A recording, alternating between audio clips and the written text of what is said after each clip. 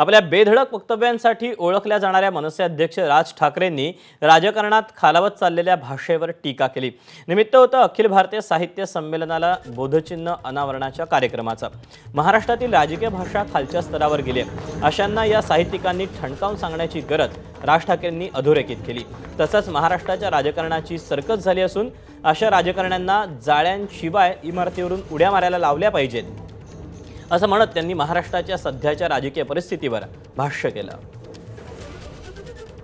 ज्या प्रकारची भाषा महाराष्ट्रामध्ये सध्या राजकारणामध्ये वापरली जाते किंवा ज्या प्रकारच्या गोष्टी कशाला काही दरबंद नाही अशा प्रकारच्या गोष्टी ज्या महाराष्ट्रामध्ये होत आहेत, तिथे त्यांना कान धरून त्यांना जमिनीवरती आणणं आणि त्यांना शिकवणं, समजवणं, सांगणं हे मला असं वाटतं तुमचं सगळ्यात मोठं कर्तव्य आहे असं मी मानतो।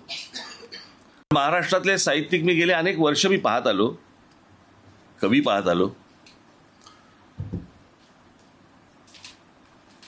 तो मराठी बाणा ज्याला म्हणतो ना आपण, तो मराठी बाणा प्रत्येकाच्या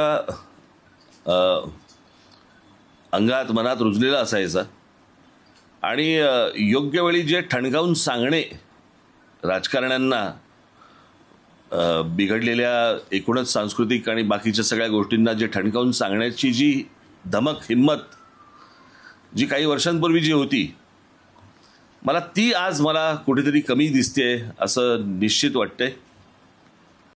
महाराष्ट्राची खरं तर सर्कस झाली आहे। कोणी विदूषकी चाळे करतंय, कोणी मंत्रालयात जाळ्यांवरती उड्या मारतंय।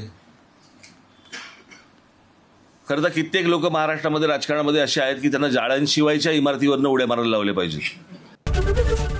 एबीपी माझा, उघडा डोळे बघा नीट।